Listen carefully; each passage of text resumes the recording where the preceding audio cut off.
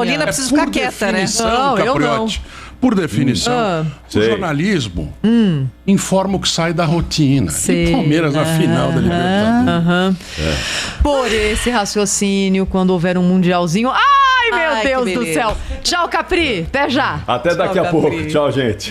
Tchau. Olha, pra gente fechar o Jornal Gente aqui hoje, uma informação. O Banco Central anunciou medidas para melhorar a segurança do Pix, mas... sentados todos, começam a valer a partir do dia 16 de novembro. Hoje é 29 de setembro, 1 mês e meio para os bandidos continuarem fazendo a festa. E se planejarem. É isso. Entre as mudanças, o bloqueio preventivo do dinheiro por até 72 horas, em caso de suspeita de fraude. Isso aqui é algo que pode, de fato, nos proteger. A instituição bancária ver que 15, 20, 30 Pix saíram da sua conta de uma forma como nunca acontece e fazer o bloqueio. É bom que aconteça e que aconteça antes, porque não dá pra gente esperar até o dia 16 de novembro. Olha, mas burocrata é maravilhoso, né? Eles deram tempo. Olha aqui, bandido. Veja bem, você Cumpram o prazo. Nós não vamos prorrogar esse prazo, hein? Cumpram aí. Olha... 2 meses eles têm pra se planejar. É maravilhoso. Jornal Gente. Rede Bandeirantes de Rádio. 1170 kHz. Bandeirantes AM. Olá, ouvinte da Rádio Bandeirantes. Aqui quem fala é Walter Sena. Eu estou aqui para convidar você para acompanhar as principais notícias do dia no Band Cidade. De segunda a sexta, às 6:50 da noite, logo depois do Datena. E você pode também participar com informações em flagrantes do seu bairro, da sua rua. Mande seu vídeo, mande sua fotografia. O WhatsApp da Band é o 19991969255. Anote aí. 991969255. Informação com credibilidade, marca registrada do Grupo Bandeirantes. Portanto, não perca o Band Cidade às 6:50 da noite. Até lá! Você está ouvindo a Rádio Bandeirantes de Campinas, ZYK 569, transmitindo em 1170 kHz. Bandeirantes Campinas. Na minha opinião, a reforma Congressos agora na Rádio Bandeirantes, Bastidores do Poder. Ei, pessoal, muito bom dia nesse 29 de setembro de 2021. Gente, setembro foi-se. Bom, você que está sintonizado na Rádio Bandeirantes de Campinas, começa também a ouvir agora Bastidores do Poder, que é uma produção do Departamento de Jornalismo da Band+, que tem como apresentadores a Rose Guglielminetti e eu, Zezé de Lima, que também produzimos o programa. A mesa do som, de som é do Leandro Renato, eu espero que seja ele hoje, porque acho que o Alexandre Almeida já voltou para fazer nada. A central técnica é do Lucas Pessoa e do Gil Kleber. Pessoal, nós estamos ao vivo também em bandmulti.com.br, nos aplicativos Band Rádios e na Rádio Bandeirantes de Campinas. No YouTube, você pode nos acessar no youtube.com/Rádio Bandeirantes de Campinas e no Facebook, facebook.com/Rádio Bandeirantes CPS e facebook.com/Band+. Participem do Bastidores do Poder, mandando a mensagem de vocês para 19971021493. 19971021493. E agora, ela, Rose Guglielminetti. Bom dia, Rose. Bom dia, pessoal. Bom dia a todos. Olha, Zezé, quando você falou a data, né? Hoje é 29 de setembro. Eu não sei você, mas eu tô assim, gente, já estamos no final do ano. O Natal foi outro dia, mas sabe o que me pega? Você lembra quando nós começamos a ficar em casa, no home office? É assim, gente, só por um mês. Gente, ó nós aqui. Só que eu tô gostando tanto desse negócio que eu não quero voltar a trabalhar na Band, presencialmente não, mas acho que não vai ter jeito. Mas, né, eu gosto de trabalhar em casa. Trabalho até mais, viu, Zezé? Porque a gente acaba não tendo horário de almoço, você acaba ficando à noite. Ontem, por exemplo, era 8 da noite, eu tô na matéria, com a história de Limeira, que a gente vai falar aqui. Então, você trabalha mais, mas é bom que você não tem que dirigir. Gente, eu odeio dirigir. Pensa numa pessoa e tem preguiça monstruosa de dirigir, sou eu. Então, essa história do trânsito é um problema na vida de todo mundo, ninguém curte isso mesmo. Rose, eu quero começar o programa hoje cumprimentando Luiz e Josa, meu filho e a filha da Rose, pela vitória que foi para final e ontem que estaria, porque aqui em casa estava assim um clima de assim o tempo todo. A Luísa, ela estava nervosa. Então eu falei, lá na Rose é a mesma coisa, por prática. Pois é, ela assiste. Bom, a Luísa é uma torcedora. Então, e parabéns a todos os palmeirenses. Ela é raiz, né, Zezé? E ontem ela estava assistindo o jogo aqui, e às vezes eu não entendo direito, né? Então, assim, não estava entendendo a tensão dela ontem, porque eu achava que era um jogo comum, entendeu? Aí, quando eu vi ela comemorando um gol, foi uma louca aqui, né? Eu falei, mas não é um jogo comum? Ela falou, cara, que não, mãe, isso é claro. Mas ela é torcedora, tá super feliz, foi dormir bem ontem. Uma coisa. Parabéns a todos os palmeirenses que estão irradiando a alegria. Mas eu falei pra ela, olha, você vai me desculpar. Falei pra ela ontem, né? Porque aí eu vi o Guga Chakra, aquele menino do Connection da TV, como ele chama, esqueci o nome, aquele economista e jornalista, eu já lembro o nome dele. Eu falei, Luiz, você vai me desculpar, mas os palmeirenses são tudo coxinha. Ela ficou brava. Ai, Deus, mas sei que, olha... mas foi legal. Eu acho que eles perderam pro Corinthians, não perderam? Não teve Perderam, mas esse não era o jogo de vida ou morte que foi o de ontem, né? Mas ela falou assim pra mim, mãe, não significa nada, mas eu odeio perder pro Corinthians. Porque eles se bicam muito, né? Acho que é a rivalidade mais forte que tem no futebol paulista. O Rosmaria, então Dário Saad está ali no conforto do AP dele. Isso? Zezé, ele saiu ontem à tarde, como a gente tinha antecipado, né? Porque eu tinha conversado com ele de manhã. E ele falou, Rose, eu tô achando que eu vou ter alta, né? Ele teve alta, Zezé, mas eu coloquei, ele mandou um vídeo, né? Ele gravou um vídeo na saída do hospital para agradecer as centenas de mensagens que ele recebeu. Ele nem conseguiu responder todas, claro, não ia mesmo, né? Tava doente, né? E aí, mas eu fiquei, assim, abismada com a voz dele, Zezé. Uma voz cansada, fraca. Não tem o mesmo vigor que ele tem, ele emagreceu bastante. Então o prefeito, ele está em casa, né, saiu ontem, está em casa, os exames todos deram resultados assim, aquela coisa, gente, o resultado é assim, tá bem, só que agora vamos esperar o que vai vir depois desses dias de sequelas, né, se vai ter sequela ou não. Mas eu achei a voz dele bem fraca, Zezé, e ele bem magro, né. E ele falou que ele emagreceu mesmo. E aí, assim, ontem eu pedi até para ele entrar no programa hoje para falar conosco, ele falou que ia responder, mas ele não falou comigo ainda. Porque eu não sei se ele está ainda, assim, com muita disposição para poder falar. Então eu nem vou chamar, às vezes, a pessoa chamar ele agora, vai dar a impressão que eu estou insistindo, entendeu? Sim. Então vou deixar ele. E a gente tem que respeitar também, né, a pessoa, porque realmente eu percebi, depois que eu pedi a entrevista, antes de ouvir a voz dele.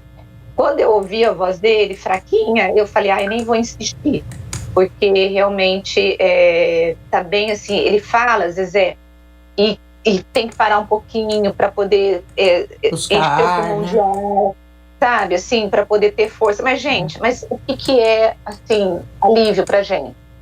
É que ele saiu do hospital, então nós não temos que fazer um velório de prefeito, porque, assim, é verdade, a gente tem que falar nisso, quando a gente fala de Covid, a primeira coisa que a gente pensa é em morte.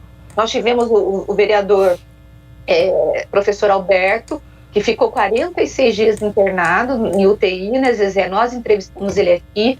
Um homem também, assim, que tinha uma voz forte, cheio de saúde, que nunca precisou de hospital. Nós o entrevistamos aqui, a gente viu como que ele estava ainda se recuperando da doença. E eu falei, gente, eu não quero fazer mais um velório de prefeito, porque já teve o Edivaldo Orsi, eu não fiz, você fez, né, Zezé? Edivaldo Orsi não. Edivaldo Arce, eu acho que eu não fiz do Grama, você fez do Grama. Grama. Aí nós tivemos o Chico, assim, mas de prefeito no mandato mesmo, nós tivemos o Grama, o Toninho e o Toninho, né? E o Toninho fez um negócio violento pra gente, sabe? Aí eu falei, não, de novo, assim, pegar 9 meses de mandato, sabe? Não dá. Pelo amor de Deus. Né? Então, assim, eu estou muito feliz mesmo com a saída do Dário do hospital. Espero que ele se recupere bem, que ele faça uma boa gestão. Aí, a semana que vem, quem sabe ele estará conosco aqui, né? Outra coisa, eu acho, José, que... Aí eu vou repetir de novo, que ele falou para mim de novo. Doutor Rose, não fossem as vacinas, eu não teria resistido. Porque foi muito violento a carga viral e como que eu fiquei prostrado. Então, o prefeito falou, eu tenho falado muito sobre a vacina, às vezes é assim a importância que a vacina tem em relação ao vírus. Então, gente, eu sei que Campinas está de parabéns, Zezé. Campinas, as pessoas têm assim, o brasileiro, de forma geral, tem aderido à vacinação. Sim.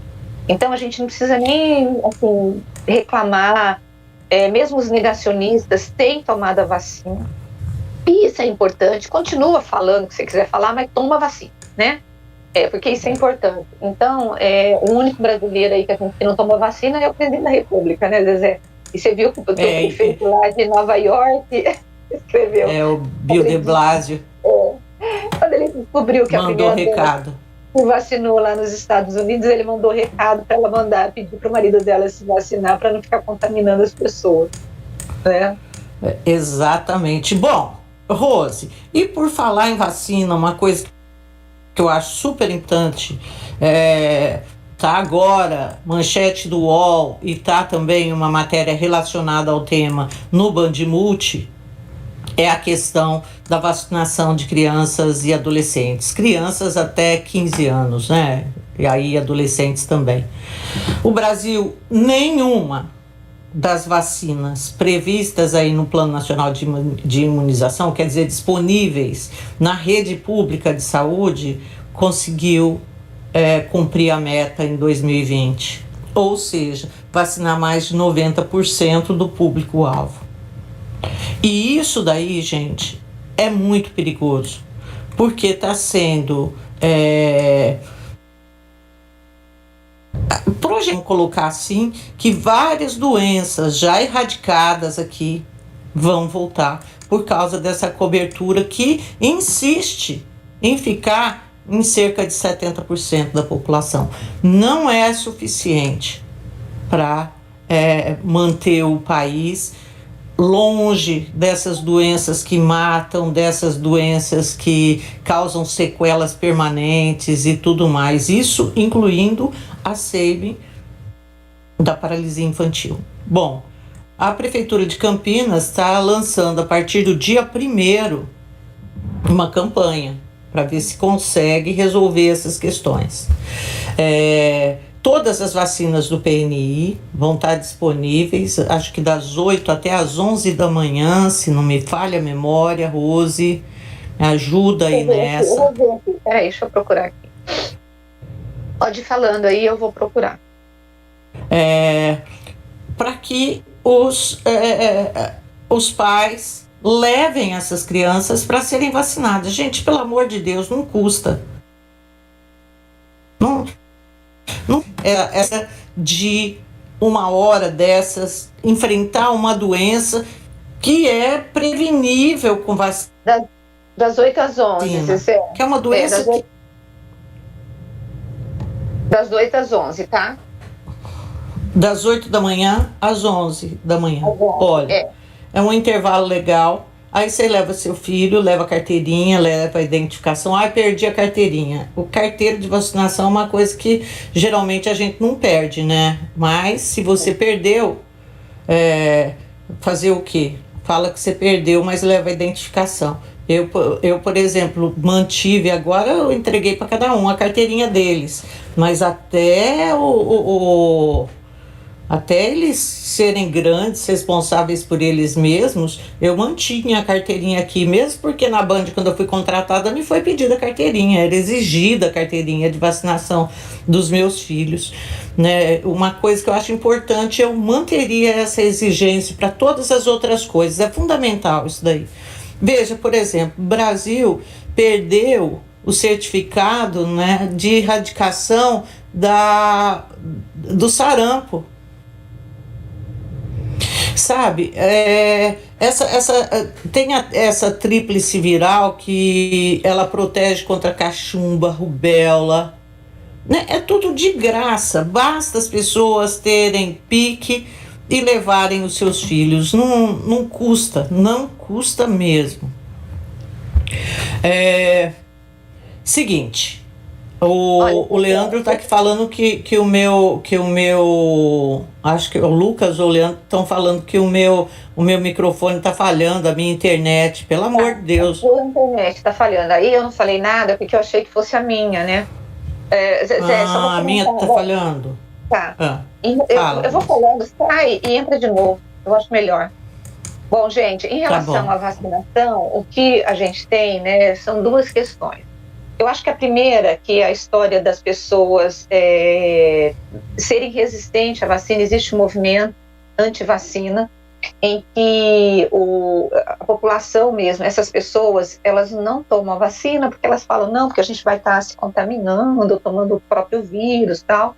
Então as pessoas são contra e não tomam a vacina. Eu sei que esse movimento é muito forte no Japão e nos Estados Unidos. No Brasil, não é forte, ele tem pessoas com esse movimento, mas não é por isso que a gente pode...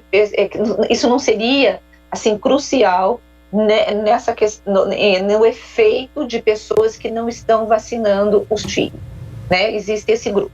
Mas eu acho que no Brasil, o que mais pega é o seguinte, eu lembro que eu entrevistei uma médica da Prefeitura de Campinas, responsável pela questão de imunização aqui em Campinas. Eu me lembro que ela disse o seguinte, que o que eles percebem é que, por que as pessoas estão deixando de vacinar? Porque a doença, ela não está mais, as pessoas não veem mais a doença, os efeitos da doença.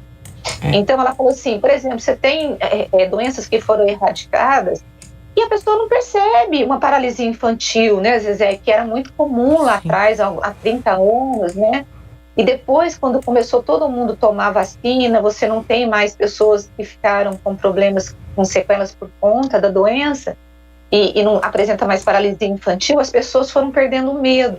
Então, quando a doença ela não amedronta, as pessoas ficam relaxadas e não levam os filhos para tomarem a vacina. Então, no Brasil, Zezé, porque eu falei, não sei se você ouviu, primeiro são aquele movimento antivacina, que eu acho que no Brasil não é forte. Sim. Eu acho que existe, mas não é antivacina. Não é forte. Não é, eu também acho que não. Não é, eu acho que não. Mas agora, aí o que ela falou, essa médica, foi o seguinte, olha, no Brasil, o que acontece é porque as pessoas não estão vendo mais as doenças. Então, se não está vendo a doença, por que eu tenho que me vacinar, né? Então, não está levando os filhos. Só que é importante. Só que o que acontece? A gente acaba... Os médicos não vê justamente por causa da vacinação. Só que as pessoas não veem justamente por causa da vacinação. É exatamente isso. Então, as pessoas acabam realmente ficando desesperadas, né? Então, enfim, as pessoas desesperadas não, os médicos desesperados, porque eles não conseguem atingir a meta. E por que é necessário você ter uma cobertura vacinal para evitar essa contaminação em massa entre as pessoas? Por isso que nós precisamos atingir todo ano essa vacinação. Agora, e é verdade, Zezé, se a gente perceber, no Brasil houve uma adesão muito grande à vacinação contra o coronavírus. Por quê? Porque nós tivemos 600 mil mortes. Nós tivemos pessoas doentes, nós tivemos, assim, perto da nossa casa. Porque quando chegou o primeiro caso de coronavírus aqui no Brasil, era muito distante da gente, né? Meses depois, nós começamos a ver assim, tem um vizinho, tem um parente, tem alguém que acabou ficando doente, perdemos pessoas que a gente amava. E aí o medo, o que levou as pessoas, às vezes, para tomar a vacina, nem foi a crença de que a vacina realmente faria efeito, mas o medo de morrer. É muito paradoxal isso que Exato. eu falei? Ou não? Não, é verdade. As pessoas, a adesão é muito grande porque as pessoas têm medo da doença, têm medo de ficar doente e medo de morrer, porque é uma das consequências da Covid é a morte, né? E mata bastante, mata muito. Então, isso eu concordo, eu acho que os médicos têm razão quando eles fazem essa leitura. Mas se a gente não se vacinar, o que vai acontecer é que essas doenças que ninguém vê mais, elas vão voltar. Elas vão, não tem como. Ainda mais num país como o nosso, que é um país em que o saneamento básico é super deficiente. Nós temos saneamento básico no estado de São Paulo, mas no restante desse Brasilzão, pelo amor de Deus. E grande parte dessas doenças você contrai pela água, sabe? Então, quer dizer, o ar...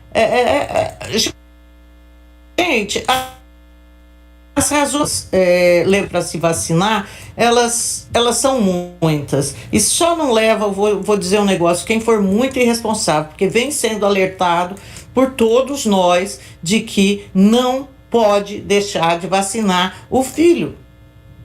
É isso. E leve seu filho para vacinar, pelo amor de Deus. Esse esforço aí que a prefeitura está fazendo tem que ser recompensado de alguma maneira. E a tua internet está muito ruim. Está muito ruim. Agora deu uma melhorada. Eu não sei se é a sua rede, o que tá, mas está bem ruim. Quando você vai falando, fica com voz de robô. Bom, eu tenho o Irineu, né, que é um nosso ouvinte, ele falou assim, vocês precisam entrevistar a doutora Valéria. A doutora Valéria é a coordenadora do programa de imunização da prefeitura. Eu vou tentar trazê-la semana que vem, pra gente, como a gente vai estar com essa campanha nas ruas, eu vou marcar com ela para falar conosco aqui a semana que vem. E se vocês se lembram, a gripe, a vacina da gripe, por exemplo, era uma vacina que a gente não conseguia atingir o público-alvo, só que no primeiro ano da Covid... Gente, todos os idosos foram tomar vacina, foi um sucesso, então foi linda a campanha, foi linda. Porque aí, eu me lembro do Carmino, que era então secretário de saúde, assim, comemorando, porque abria a vacinação para uma determinada faixa etária, já todo mundo estava lá, e cobria assim 100%. Foi o ano de 2019, ou 2020? Foi 2020. O ano de 2020 foi o ano assim, em que a vacinação contra a gripe foi um sucesso. Um sucesso, porque você não tinha ainda a vacina contra a Covid, mas as pessoas estavam se protegendo com aquilo que elas achavam que tinha que se proteger. Então foi assim, foi comemorado pela prefeitura. Rose, deu uma melhorada agora? Agora deu. Graças a Deus. Bom, gente, e por falar, não, rezei aqui. É um anjo. Agora nós vamos ter o anjo da internet, né? Tem que ter, Rose. Rose, sabe o que eu me lembrei? Tem uma outra história da prefeitura que eu achei bastante interessante também, que eu joguei inclusive lá no Band Multi hoje também, que é a história dos precatórios, Rose, da adesão aí. Eu não soube avaliar, eu achei pouco, mas aí eu falei, é o seguinte, a prefeitura em agosto ela lançou um programa falando o seguinte, se você tem dívida a acertar com a prefeitura, quer dizer, a prefeitura tem dívida a acertar com você, que são os tais precatórios, né, de alimentares, o que seja o precatório. Se você estiver disposto a negociar, a gente negocia com você. Mediante um deságio e também uma negociação em cima do prazo que a gente paga isso, nós podemos pagar você em 2022, independentemente aí de quando vence essa história. Esse deságio, a prefeitura propôs até de 40% e o pagamento podia ser inclusive à vista. Então foram lançados editais, tá, para que quem quisesse fazer essa negociação entrasse na discussão com a prefeitura. Bom, 37 contribuintes, cidadãos que tinham essas dívidas a receber da prefeitura apresentaram, né, as propostas deles diante desse edital publicado. Um não foi aceito, está em prazo de recurso, e outros 36, que somavam 8 milhões de reais em dívidas, foram aceitos e estão indo agora para a homologação do Tribunal de Justiça de São Paulo. Esses 8 milhões devidos viraram, né, depois dos descontos aí do deságio aplicado, então 4,3 milhões que serão pagos pela prefeitura no ano que vem para esses contribuintes, uma vez que seja tudo homologado pelo Tribunal de Justiça.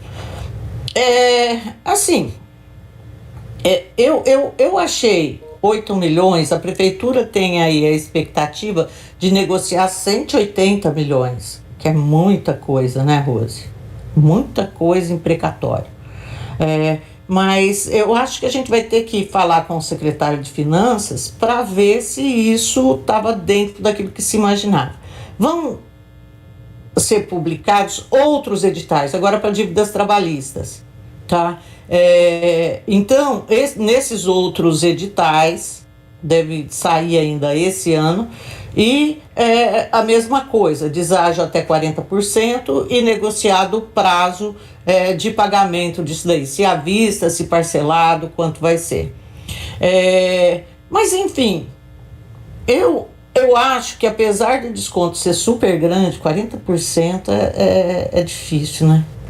Mas tem gente que sequer vai receber esse dinheiro em vida, Rose. Pois é. Ainda mais agora a gente vendo lá na Câmara Federal essa negociação lá dos precatórios. Tá certo que lá o volume de dinheiro que se fala é um volume... Bilhões, né? Bilhões, né? Mas, de qualquer maneira, são regras que eu acho que depois vem para o município também, né? Aquela coisa que não vale só para a União, vale para todo mundo. Olha, Zezé, quando a prefeitura começou essa negociação, né, dos precatórios, eles divulgaram uma primeira adesão. Eu acho que eram 20 precatórios na época, né? Logo os 10 primeiros ou 15 primeiros dias da negociação. E eu achei pouco. E aí eu conversei com a prefeitura, com a direção lá. Eu não sei se eu entrevistei o secretário, eu não me lembro bem. Mas a informação Mas a informação que a prefeitura me deu foi o seguinte: Rose, não leve em conta o número de pessoas que estão negociando, mas o valor do precatório. Porque é muito diferente de um IPTU, de um ISS, né?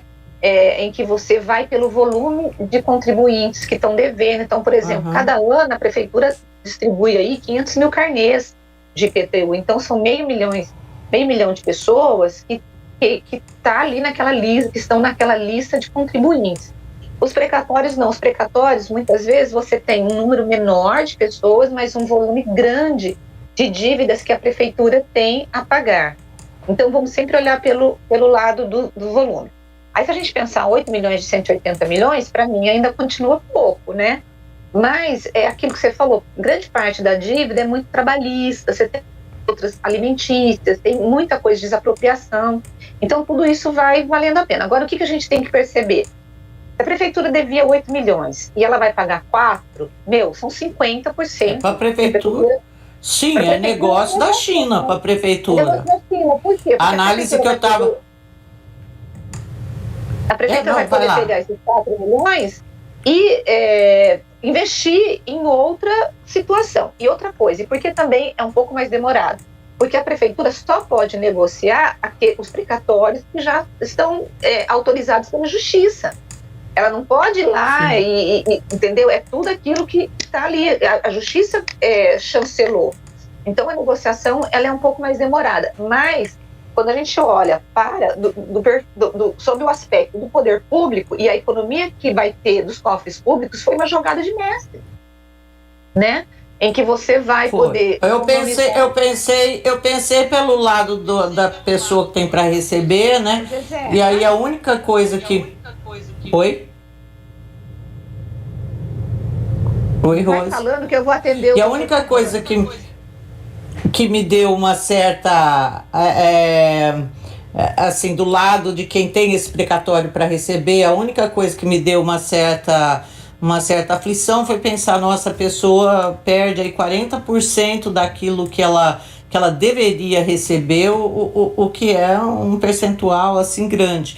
Mas aí quando eu olho para o lado, gente, que muita gente morre aguardando esse dinheiro, aí eu falo, o negócio é o seguinte, antes um pássaro na mão do que 2 voando, né?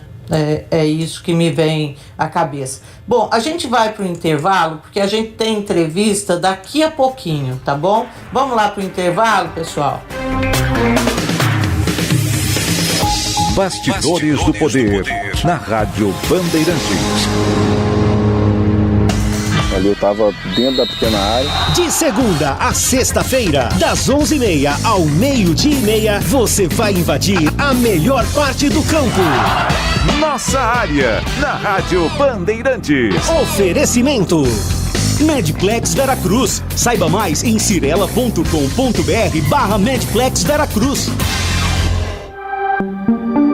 Médicos e investidores. Um novo conceito de saúde chegou em Campinas. Venha conhecer o Medplex Veracruz. Um complexo de saúde com espaços para consultórios, clínicas e laboratórios, junto ao Hospital Veracruz. Consultórios de até 46 metros quadrados, com junções de mais de 600 metros quadrados. Acesse cirela.com.br/Medplex Veracruz e agende sua visita. Realização e construção Cirela.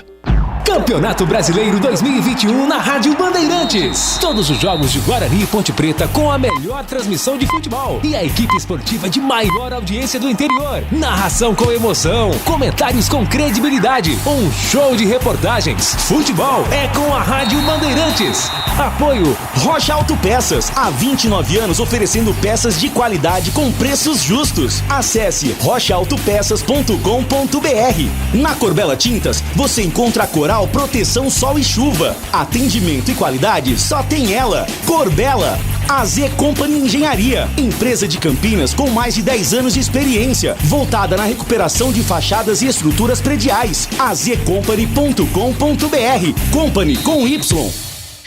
Trânsito. Pela Santos Dumont, motorista encontra boas condições, não encontra dificuldades no trevo Sérgio Mota, faz um bom caminho pela Prestes Maia, também João Jorge. Não consegue fugir da correria do dia a dia? A solução é o arroz à grega e farofa 5 grãos Caldo Bom. Vai sobrar tempo até para curtir aquela preguiça. Gostou? Acesse a loja Caldo Bom. Agora, News Drops com Henrique do Vale, direto de Nova York. O tempo mais frio está chegando, o que significa um risco maior de transmissão do Covid-19, já que as pessoas passam mais tempo em ambientes fechados. É bem sabido que as taxas de vacinação aumentadas podem mitigar esse risco e cada vez mais líderes estão empregando vacinas para fornecer essa proteção. Os mandatos também funcionam, de acordo com a diretora do CDC, doutora Rochelle Walensky, mas podem introduzir outros problemas. Por exemplo, em Nova York, está, no caso, preparada para implantar a Guarda Nacional para preencher todas as vagas de assistência médica que surgirem do mandato de vacina do Estado para funcionários de hospitais que entrou em vigor durante a noite. Pois é, uma pesquisa com pessoas vacinadas recentemente mostra que não foram apenas as ordens que as estimularam a tomar a vacina. Entre os vacinados desde o dia 1º de junho, 39% disseram que foram motivados pela variante Delta, 38% pela crescente carga da Covid-19 nos hospitais e 36% por conhecer alguém que ficou gravemente doente ou morreu. E os republicanos do Senado bloquearam um projeto aprovado pela Câmara para suspender o limite da dívida e evitar uma paralisação do governo. Agora não há um plano claro entre os legisladores para evitar que o financiamento do governo acabe no final do mês. Os democratas uniram as duas medidas na esperança de forçar os republicanos a votar a favor da suspensão ou aumento do teto da dívida, algo que os líderes republicanos não querem fazer, apesar das consequências potencialmente catastróficas. Os republicanos apontam as contas de gastos recentes dos democratas como motivo pelo qual o teto da dívida precisa ser aumentado e, portanto, não querem participar dele. É possível que os líderes democratas possam agora retirar a provisão do teto da dívida do projeto de lei de financiamento para cumprir o prazo mais imediato de manter o governo aberto. Você ouviu News Drops aqui na Rádio Bandeirantes. Rádio Bandeirantes. Fechada com você. Fechada com a verdade. Você está ouvindo Bastidores do Poder na Rádio Bandeirantes.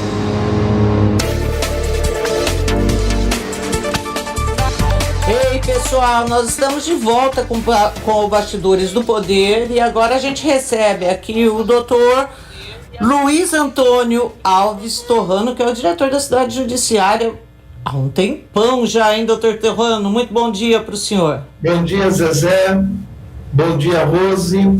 Já vamos mais ou menos uns 12 anos. Foi em 2009 que eu comecei como diretor da Cidade Judiciária.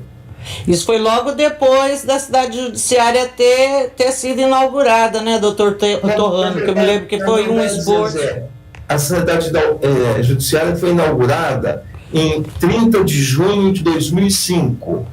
Em março, mais ou menos 2009, que eu entrei. Antes, eu fui antecedido pelo Dr. Torres, juiz da Vara do Júri.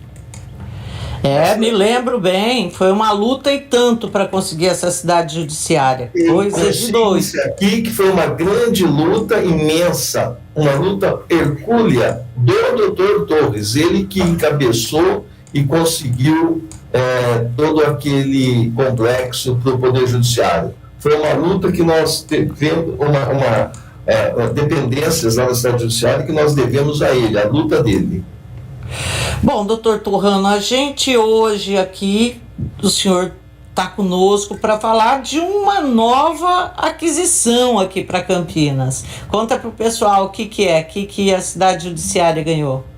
Na verdade, o que aconteceu agora nessa segunda-feira, dia 27, foi a instalação da terceira vara do Juizado Especial, certo? E também a instalação da UPJ das três varas das três varas de Juizado Especial. O que é a UPJ? A UPJ seria, digamos assim, em grosso modo, um cartório conjunto, um cartório para as três varas. Obviamente não é somente a união de três cartórios em um só. É um único cartório, é essa união, mas, no entanto, com nova visão, com nova sistemática, de modo que os processos no cartório possam fluir mais rapidamente. Tá, e isso daí, quando o senhor fala fluir mais rapidamente, qual que é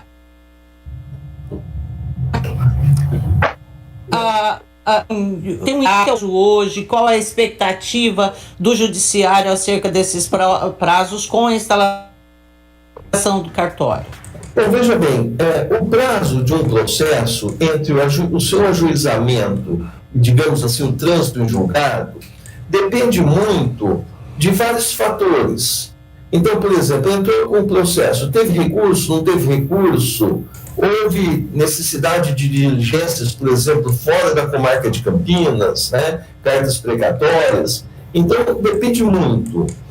Em regra, hoje, um processo apenas em regra, um processo no juizado especial vai demorar por volta de 7, 8 meses.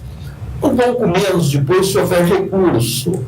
Mas só que também não é simplesmente deu a sentença, transitou em julgado. Depois tem a execução. A execução também vai demorar quanto? A execução vai demorar se consegue localizar bens do executado, se os bens são suficientes, se não há um novo recurso, uma nova impugnação em razão da penhora desses bens. Então é tudo muito relativo depois que se entra com uma ação no judiciário. Mas hoje, em regra, no juizado especial, por volta de 2 anos entre ingresso e satisfação. Doutor Torrano, bom dia. Esse prazo de 2 anos de processo no juizado especial... Em média. Em média, isso. Na justiça comum, levaria quanto tempo? Então, não dá para dizer. Porque, veja bem, algumas varas da justiça comum, digamos, algumas varas cíveis, nós estamos sempre falando do aspecto civil e não do aspecto criminal, certo? Sim. No aspecto civil, então, tem algumas varas que são abarrotadas de processo. Mas bota abarrotadas nisso. Certo? Tem 13, 14, tem varas com 13 mil processos. Tem outras com 7 mil processos. Então, depende muito também dos recursos. Houve recurso? Não houve recurso? Teve carta precatória para outra comarca é rápida, é ligeira, não é? Mas, sem sombra de dúvidas, na justiça comum, o processo demora muito mais do que no juizado especial. Doutor Torrano, o juizado especial, eu quero ser bem didática aqui para os nossos ouvintes, para eles entenderem, apesar de ser uma coisa, né, não é uma novidade o juizado especial, né? Mas muita gente ainda desconhece essa prestação de serviço da justiça brasileira. Que casos se adequam à justiça especial? Como que a pessoa faz? Precisa de advogado? Não precisa de advogado? Oi, Rose, diga. A doutora Renata já está conosco. Vamos chamá-la para esse bate-papo, gente, que é a doutora Renata Oliva Bernardes. Bom dia, bem-vinda ao nosso programa. Liga o microfone que você está sem voz. Bom dia a todos. Bom dia. Bom dia. Zé, se você repete a pergunta, então, eu acho que talvez a doutora Renata seria até mais adequada para responder essa pergunta, né, doutor Torrano? Porque ela é... Bom dia, Renata, tudo bem com você? Bom dia, doutor Torrano, tudo bem? Bom, a minha pergunta foi, o juizado especial civil, ele não é uma novidade para o brasileiro, mas muita gente ainda desconhece esse tipo de esse serviço oferecido pela justiça brasileira. Eu queria então que a senhora falasse quais são os casos que atende, se precisa de advogado, se não precisa, como que é o juizado especial?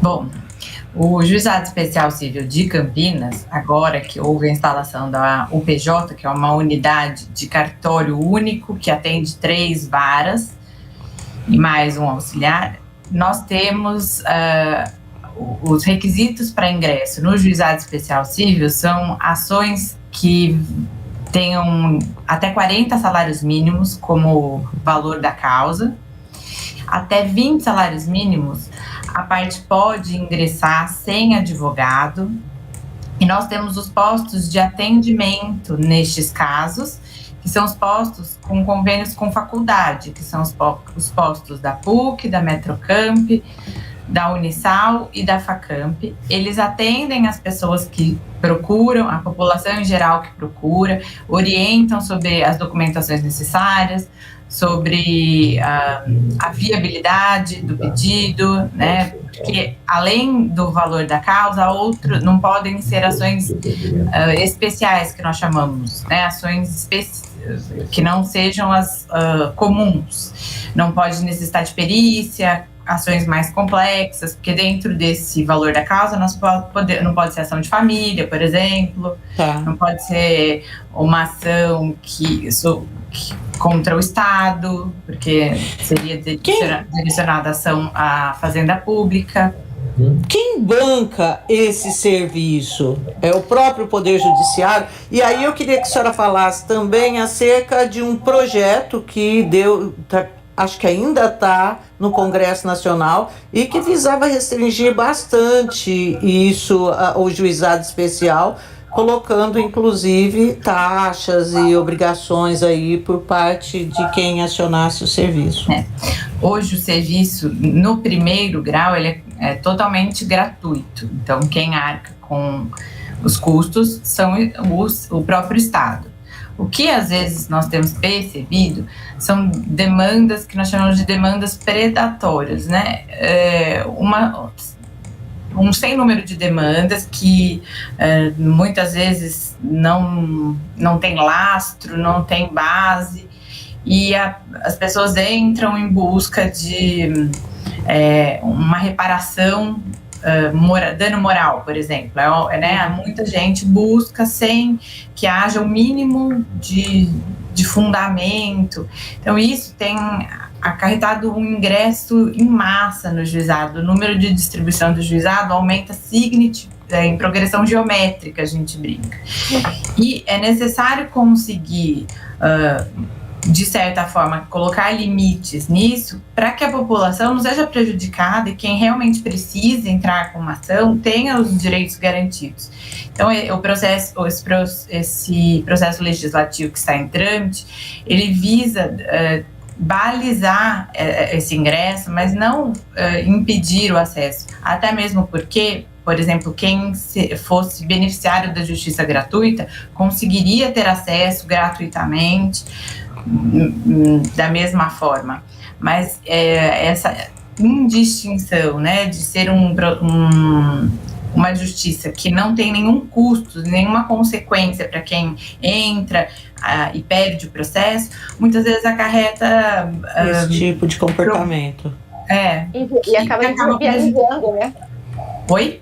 Acaba inviabilizando, né, o objetivo. Isso, exatamente, porque nós temos uma demanda altíssima e o juizado, efetivamente aqui em Campinas, trabalha de uma forma bastante rápida, célere. Eu posso dizer que mesmo durante a pandemia, em que houve o aumento de número de processos na minha vara, nós conseguimos, inclusive, diminuir o número de processos totais. Então, houve um esforço tremendo dos servidores que se adaptaram ao modelo virtual, que trabalharam muito mais do que as horas que trabalhavam no fórum, para se adaptar a esse novo modelo, para poder fazer as audiências por videoconferência, que estão sendo feitas no juizado desde o início. Tá. Então, nós nunca paramos, ao contrário, nós já nos adiantamos e estamos prestando esse serviço de maneira irrestrita, e por isso até eu acho que tem sido cada vez mais procurado. Deixa eu só dar um pitaco aí, doutora Renata. Claro. Bom, 2 pitacos.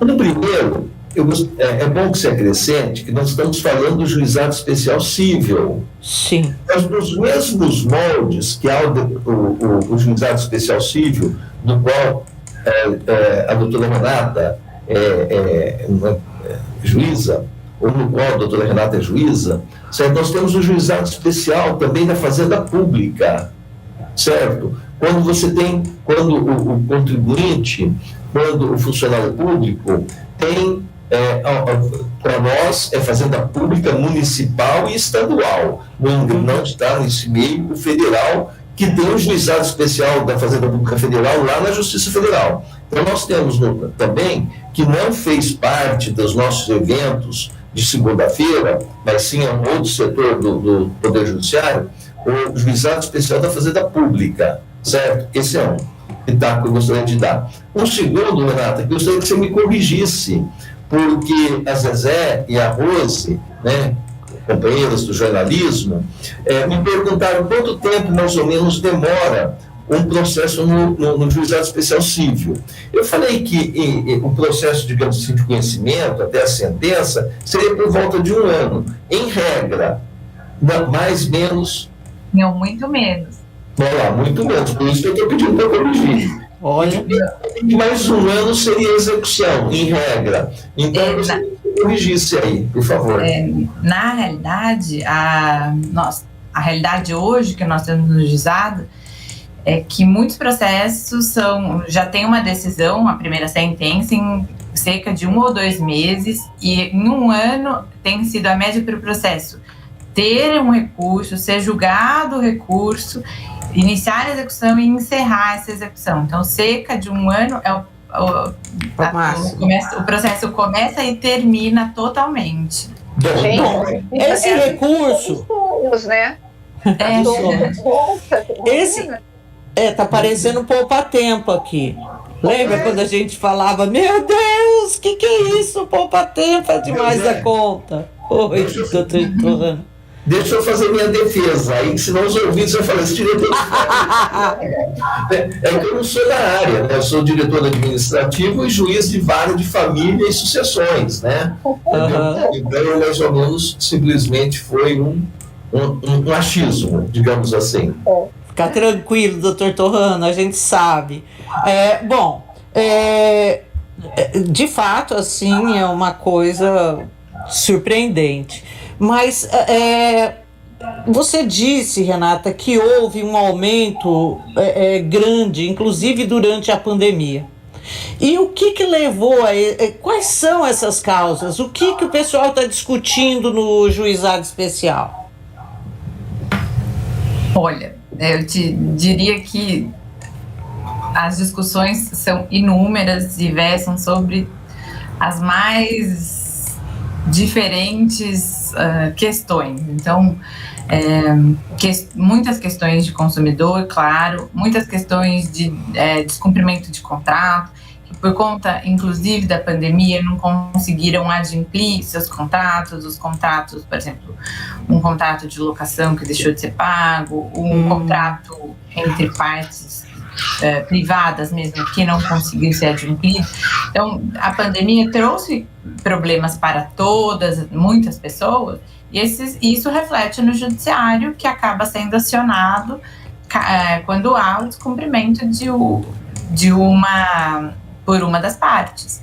Então, desde mensalidades escolares, questões atinentes a contratos privados, compra e venda, né, tudo que está no limite de alçada do juizado tem sido buscado. E, por outro lado, nós vemos o que eu disse antes, que como acho que a população chegou aos ouvidos de muita gente que estava tramitando rápido, tendo uma resposta rápida, muitas pessoas entraram com processos em busca de dano moral, a famosa indústria de dano moral, que demorou um dia a mais para entregar o meu produto, que, né, durante essa pandemia, óbvio que trouxe alguns percalços, alguma demora, e essa demora não foi proposital, absorvida, né, pelas pessoas, e houve ingresso em massa de muitas pessoas,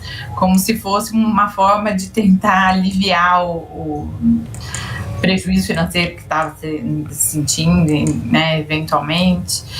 Muitas questões familiares, de vizinhança, porque, né, nós passamos a ficar mais em casa, então houve problemas de natureza pessoal, também nós sentimos muito aumento disso. Olha, briga é verdade. Agora, mas é um lance assim, você não fica em casa. Quando você passa a ficar, quer dizer, você vai estar se relacionando com questões que nunca foram questões, na verdade, né? A doutora Renata, ela colocou que na pandemia os funcionários acabaram trabalhando até mais, né? E os próprios magistrados. Como que foi essa adaptação da justiça nessas questões em relação a julgamentos, a decisões, tudo online?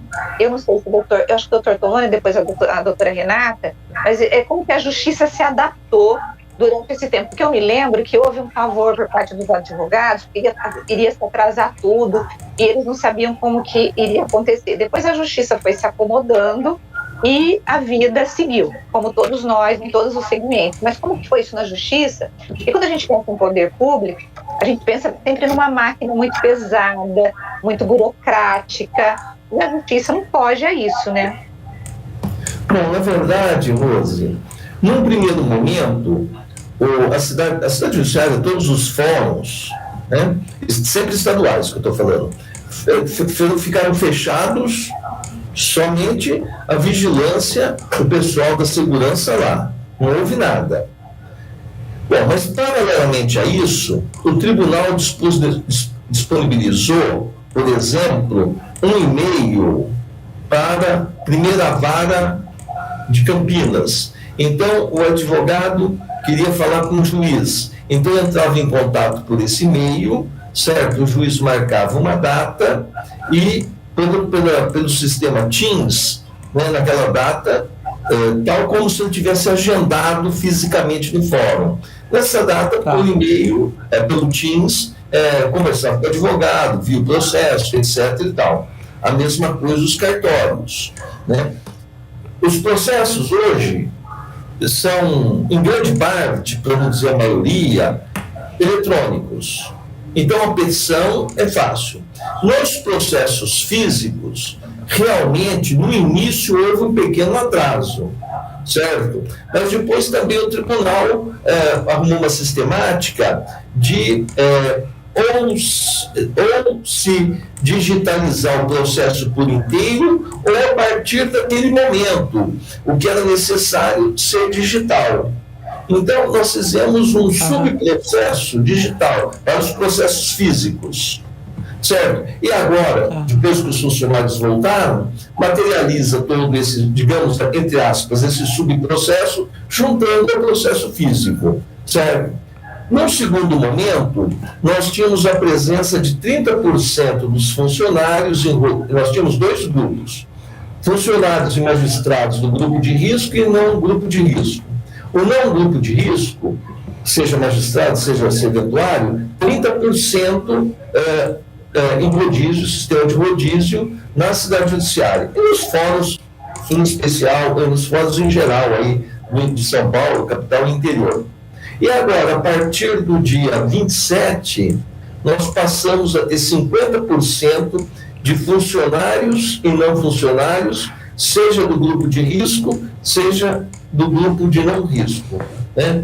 E, mesmo assim, aqueles canais via internet, certo? Aqueles canais via internet continuaram funcionando. Mais ainda, a questão de 2 semanas atrás, o Tribunal de Justiça instalou o que se chama de balcão virtual. Para qualquer problema, o advogado ou mesmo a parte, ao invés de ir à cidade judiciária, ao balcão do cartório, certo? Ele pode, por meio desse balcão judicial, resolver qualquer problema. Basta entrar no site do TJ, que tem lá, balcão virtual. Aí depois vê a vara, o cartório que quer falar. Doutor Terrano, essa justiça remota, quer dizer, o jornalismo remoto que a gente faz aqui, o que trouxe de ganho? O que vai ficar depois da pandemia? Olha, por exemplo, vamos pegar um aspecto, Zezé, vamos pegar um aspecto só, audiência. Vamos pegar as audiências, que é o caso mais simples e que as pessoas normalmente participam, as pessoas que não são profissionais do direito, né? Então, as audiências, muitos reclamam da audiência por videoconferência em razão de não ter o contato físico com a parte, o juiz não ter o contato físico com a parte, o advogado também não ter, o advogado da parte contrária, não ter o contato físico com a parte, certo? Muitos reclamam disso. Mas, por outro lado, nós temos que ver que melhorou muito. Então, por exemplo, uma testemunha, ela dá o seu depoimento, ela fala para o juiz, no sistema tradicional, o juiz dita para o escrevente que digita, reduzindo tudo a tempo, tudo escrito. Hoje não, é tudo gravado.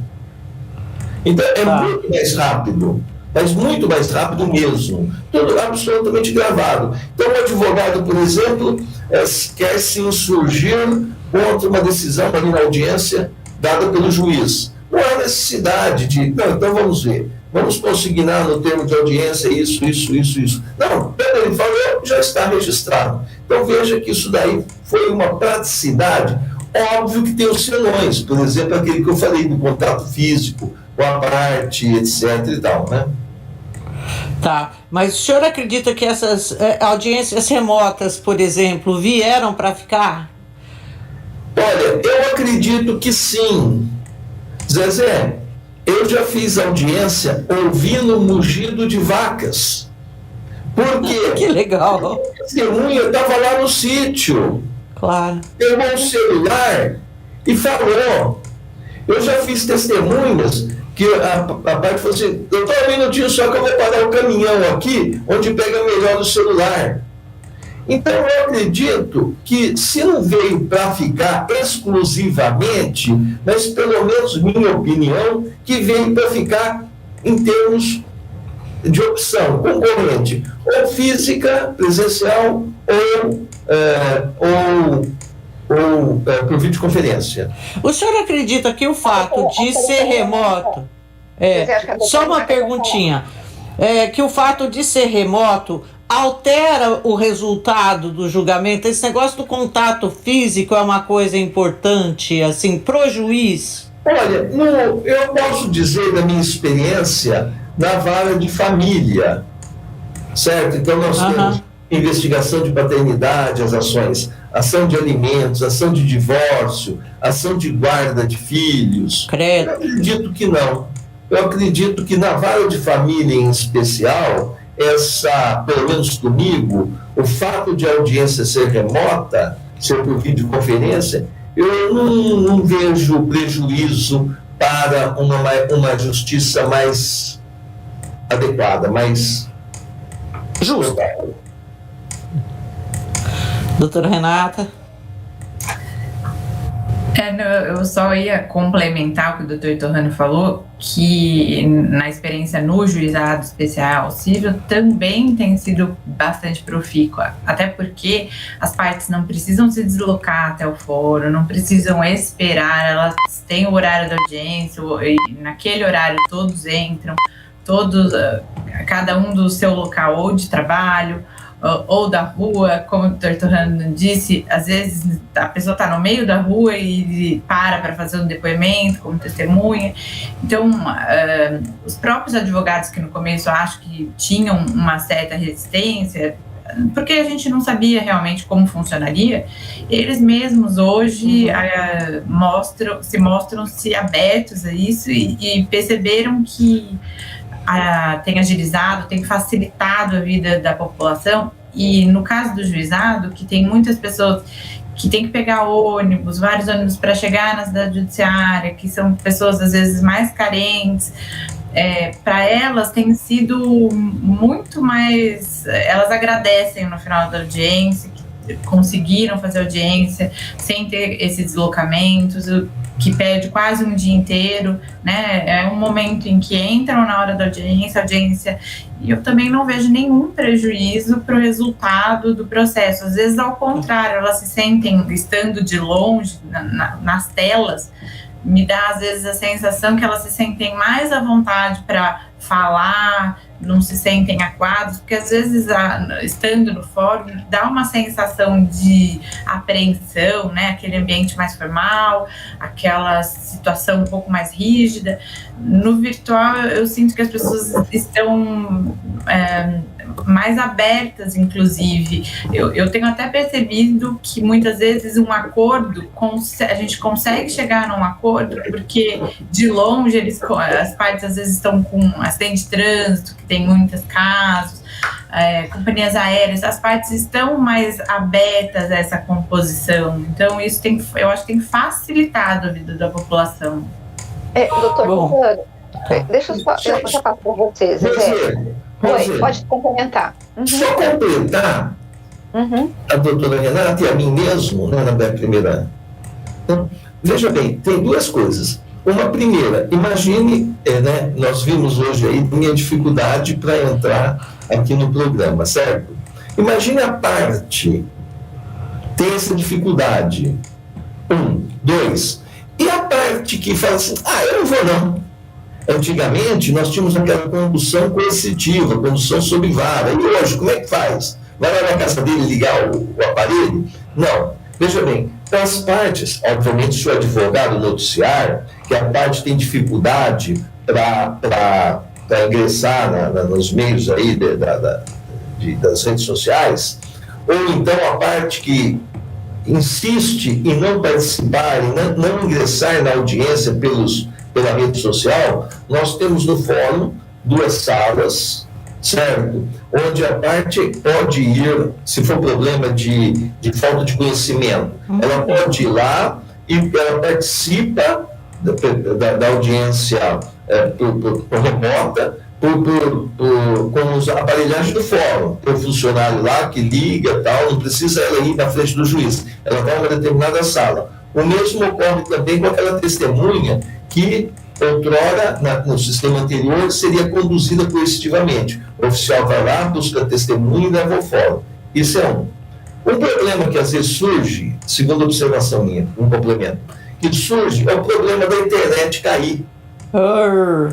Mas isso daí, acredito que será resolvido, nós já estamos aí com o edital do 5G. Então, eu acredito que isso aí vai ser resolvido com certa facilidade. Essas 2 observações. Eu acho que a questão de você poder fazer online é perfeito. Olha, nós estamos aqui os 4 conversando, cada um no ambiente, não temos que pegar o trânsito e a gente está fazendo o programa assim, normalmente. Acho que a doutora Renata quer falar alguma coisa. Depois eu só ia fazer também um acréscimo ao que o doutor Torrano disse em relação ao próprio tribunal. O próprio tribunal, no início da pandemia, também teve que se adequar, porque o sistema remoto não tinha internet suficiente, né, Torrano? E aí eles aumentaram a capacidade para que os funcionários pudessem acessar remotamente, e todos, porque no começo houve um problema de todos os funcionários acessando remotamente, não suportava, porque é diferente do sistema estando presencialmente no fórum. Mas foi muito rápida do tribunal, rapidamente aumentou a capacidade de internet para que todos os funcionários pudessem ter acesso aos processos e no juizado, como o doutor Torrano disse, acontece muito de uma parte falar, eu não tenho nem celular, então eu não tenho como fazer audiência virtualmente, e ela vai até o fórum nesse posto, né, que cada um montou uma unidade para que mesmo virtualmente ela participe da audiência. Eu concordo com você que isso tem trazido muitas facilitações. Como você disse, nós estamos aqui, cada um no ambiente, né, e rapidamente a gente se conecta e eu acho que produz bastante coisa, né, eu vejo positivamente, sim. Agora, doutor Torrano, deixa eu só, a gente vai terminar? Eu só vou fazer mais uma última pergunta. Ah, não? Você também tem perguntas, né? Você viu que nós estamos explorando vocês dois aqui, vamos né? Lá. Eu acho que seria com o doutor Torrano. Hoje, a comarca de Campinas tem quase 700 mil processos, né, tramitando, sendo que só no mês de agosto foram quase 9 mil novos processos que foram protocolados aí na Justiça Campineira. E o senhor disse também que tem varas que tem 13 mil processos, outras varas têm 7 mil. A minha pergunta é, 8.800 novos processos para uma cidade do tamanho de Campinas, isso é muito? E como se faz em relação a essa sobrecarga de varas? Uma tem muito processo e a outra não tem. Eu fico imaginando que todos os juízes querem ficar onde tem menos processo, né? Porque, coitado, vai ficar lá desesperado. Como que é essa distribuição em relação à decisão? O juiz que pegou uma vara que está abarrotada, ele tem uma ajuda maior, tem mais funcionários, tem os juízes auxiliares, como que é feito esse trabalho? Veja bem, bom, primeiro, então, um juiz de uma vara aposenta, ou então ele se remove para São Paulo, para Indaiatuba, para algum lugar, a vara fica vaga. Então tem um concurso interno, seguindo uma escala. Então, por exemplo, para Campinas, que é uma entrância final, só pode se inscrever em remoção juízes de entrância final, que são as cidades grandes do estado, a capital é as cidades grandes. ou então, por promoção, os juízes de entrância intermediária, que seria entrância de cidades, de comarcas de cidades de porte médio. Então, ele escolhe se vem para essa vara ou não. E para escolher, ele deve fazer uma pesquisa na vara, quantos processos tem, quantos deixa de ter. Bom, 2. Aí entraram 1.000 processos. Como que é a distribuição para esses juízes? Tem processos que, digamos assim, a matéria é mais simples, menos complexa do que outros. Como que é a distribuição? Veja bem, nós temos categorias de processos. Um exemplo, nós temos a categoria, digamos, despejo por falta de pagamento. Nós temos uma outra categoria, só para ficar claro, despejo para uso próprio. Então, a gente chama de casas. Então, o primeiro processo que vier despejo para falta de pagamento, vai para a primeira vara, no sorteio. O segundo vai para uma vara que é sorteada, supomos a primeira. O segundo vai para uma outra vara. O segundo processo dessa mesma casa vai sorteado para uma outra vara. Desde que, por exemplo, as 10 varas cíveis recebam cada um processo por sorteio dessa casa, de falta de pagamento. Então, é tudo por sorteio. E esse sorteio, antigamente, antes da internet, antes do computador, era feito na bolinha, como a gente vê na vara do júri, quando vai sortear os jurados. O juiz lá na mesa, ele roda aquilo lá, então ele rodava, dava um número para cada processo e rodava, como se fosse um bingo.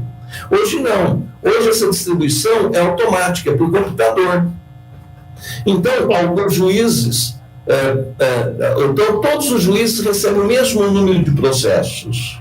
Agora, por que algumas varas têm menos processos que outras varas? Né? Isso daí pelo seguinte, por exemplo, o processo da vara 1 se atrasou porque houve muitos recursos para o tribunal. Não terminou. Mas o processo da vara 2 terminou, porque não houve recurso. A parte pagou, não precisou executar. Então, são várias as circunstâncias que podem fazer atrasar um processo. E se o processo atrasar, ele fica esse número a mais do que daquela outra vara onde o processo não atrasou.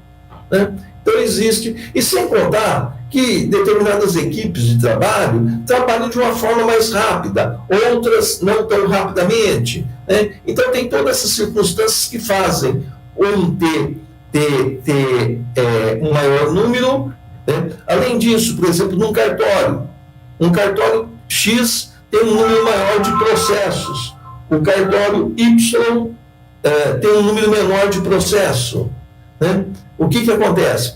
Desculpa, de funcionário, não de processo. Por que isso? Porque o funcionário aposentou, etc., o tribunal não tem concurso aberto para suprir aquela vara.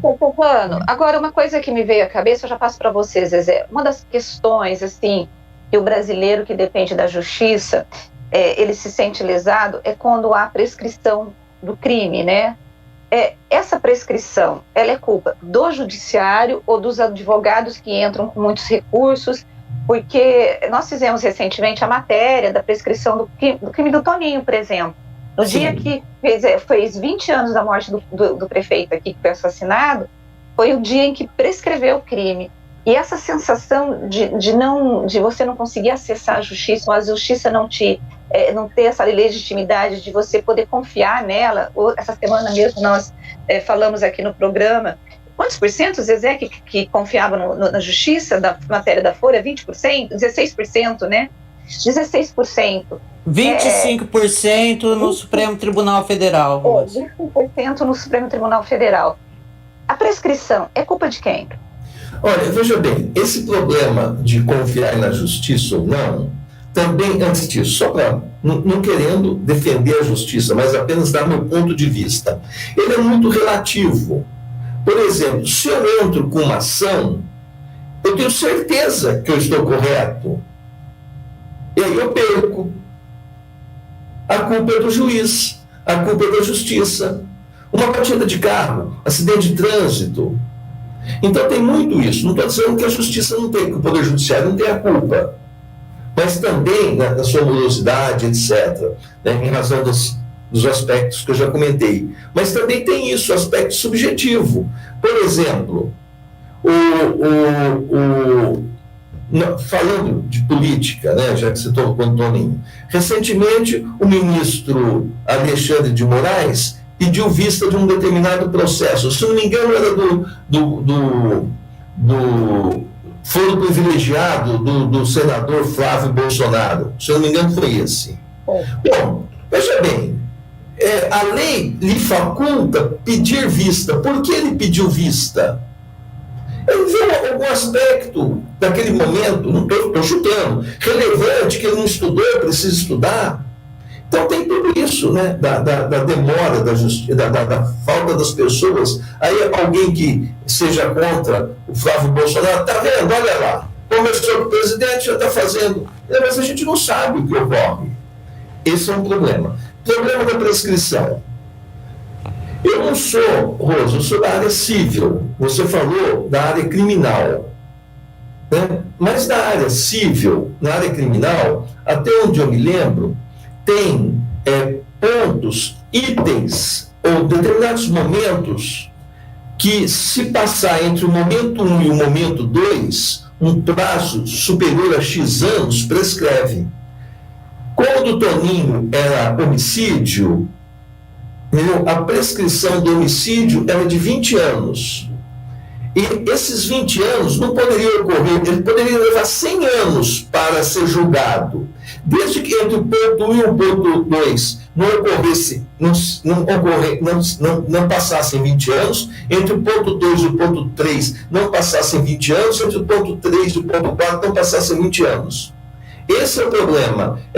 Agora, não são todos os crimes 20 anos, depende do ano de reclusão, depende da quantidade da pena, prescreve em 4 anos, em 10 anos, em 20 anos, etc. Então, o que aconteceu com o caso do Toninho foi que, entre o fato, a morte do Toninho, e o recebimento da denúncia, se passaram 20 anos. Certo? De quem foi a culpa? A culpa foi o fato de não se conseguir demonstrar quem é o assassino do Toninho no período de 20 anos. Ainda que tivesse demonstrado, o assassino de Toninho foi X, foi fulano de tal. Até o recebimento da denúncia não decorreram 20 anos. Mas entre o ponto 1 e o ponto 2, decorresse 20 anos. Prescreveria. Esse que é o problema da prescrição. A prescrição é apaziguar a situação com um ponto final em razão do decurso do tempo. Quem deixa passar esse tempo, cada caso é um caso. Eu sei que a gente tem que ir para o break. Temos que ir, Rose. Mas eu tenho que falar aqui, fazer uma pergunta dos ouvintes, Zezé, que não tem a ver com esse assunto, mas é para o doutor Torrano. Eles estão dizendo, doutor Torrano, por exemplo, o Tandy Negão, ele falou assim que o senhor era candidato à presidência da Ponte Preta. E ele quer saber por que o senhor desistiu. Assim como a nossa ouvinte, Carmen, também quer saber por que o senhor desistiu de ser candidato à presidência da Ponte Preta. Eu sou ponte-pretano, todos sabem disso, né? Isso daí me vem em campo, estou sempre, às vezes vou fazer minhas caminhadas, né? Se a ponte ganha, coloco a camiseta da ponte, né? O chaveiro do meu carro tem o distintivo da ponte.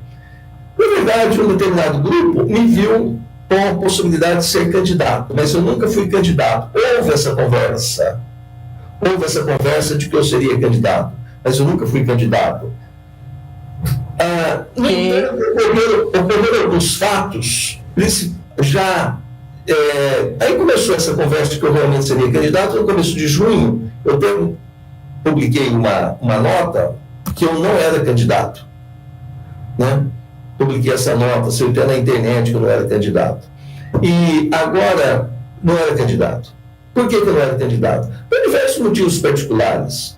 Se eu eleito fosse presidente da Ponte, por exemplo, se eu eleito fosse presidente da Ponte, eu deveria me aposentar. Se eu me aposentar, eu não quero arrumar outro compromisso. Eu gostaria de ter minha vida particular, viagens, etc. Eu gozar a vida depois de 68 anos, trabalhando desde os 14. Né? Mas na semana passada aconteceram alguns fatos, irrelevantes falar aqui agora, que me deixaram muito aborrecido. Além de eu não ser candidato, nunca ter sido, mas sim falado que seria candidato, certo? Eu até pedi minha exclusão do conselho, deliberativo da ponte, que isso eu posso ser, eu como qualquer magistrado, pode ser, inúmeros, são uns do Corinthians. Nós tivemos o presidente da ponte, doutor Limoges, desembargador Limoges, que era do Conselho Deliberativo do Corinthians. Nós temos o desembargador Ferreira Alves, que é do Conselho Deliberativo de São Paulo, e eu era do Conselho Deliberativo da ponte. Quem não é do Conselho Deliberativo não pode ser candidato. Então, para ficar bem demonstrado que eu não sou um candidato, eu pedi até a minha exclusão do Conselho Deliberativo. Certo? Por quê? Porque meu nome está sendo envolvido em algumas coisas que me causaram muitos dissabores, que não vem ao caso nós falarmos. Pessoalmente, fiquei muito desgostoso e falei, vamos pôr uma pá de cal nisso. Tá certo. Não sei se eu respondi. Doutor Terrano, muito obrigada pela entrevista, doutora Renata, obrigada também. Tenha um bom dia, foi muito legal, foi muito esclarecedor. Obrigada, Zezé, obrigada, Rosa, agradeço pelo convite, estamos sempre à disposição. Zezé, Rosa, me permitam chamá-la assim, né? Claro.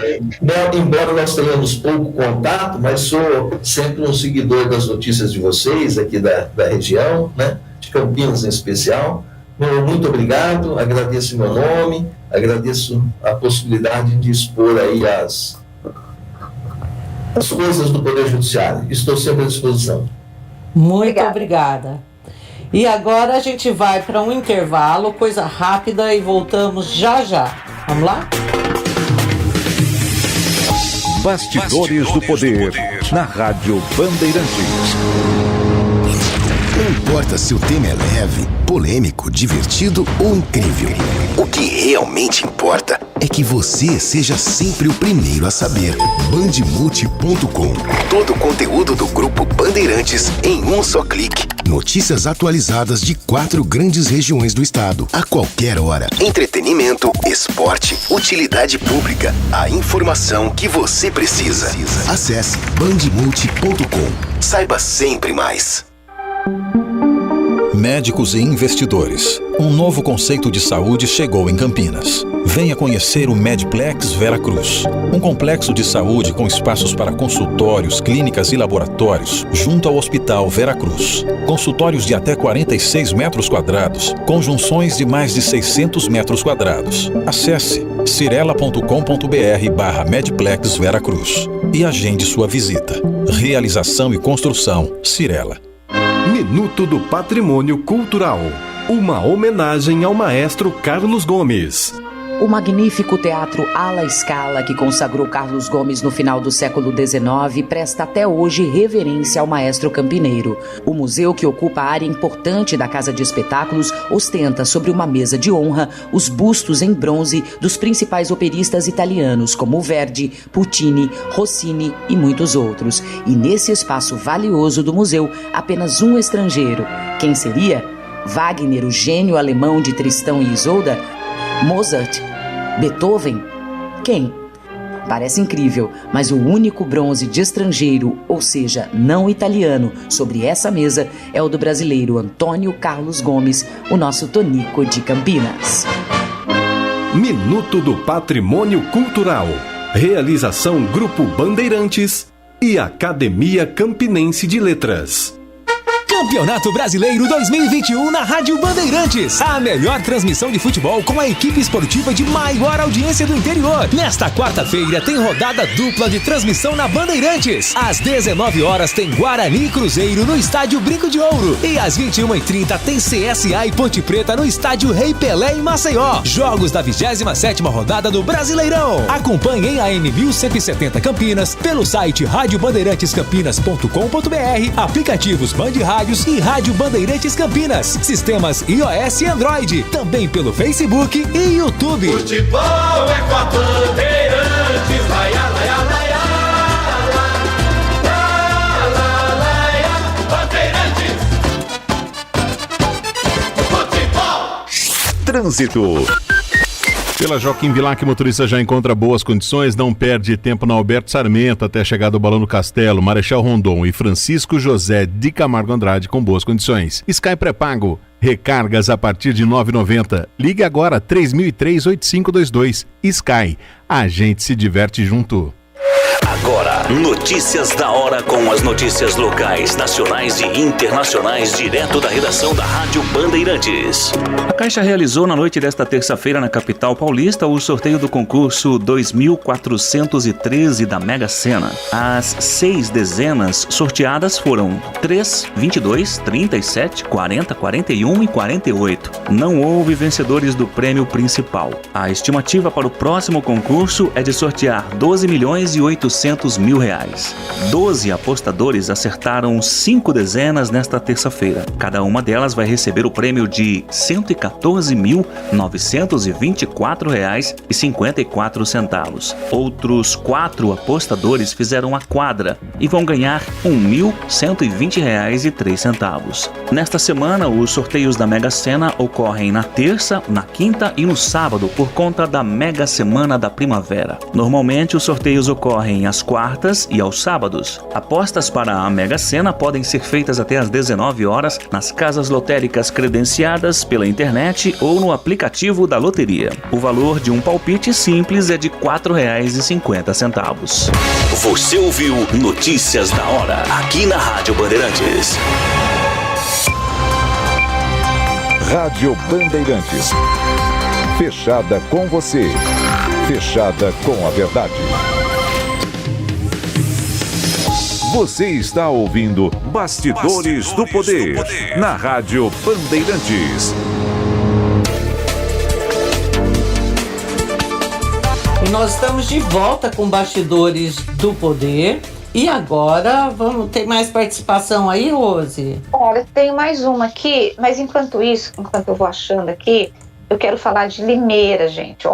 Hoje foi publicado um decreto do prefeito de Limeira, colocando a cidade em estado de emergência devido à seca. O que acontece, Zezé? Segundo o prefeito, Limeira já está quase assim, sem condições de abastecer todos os bairros de forma normal, né?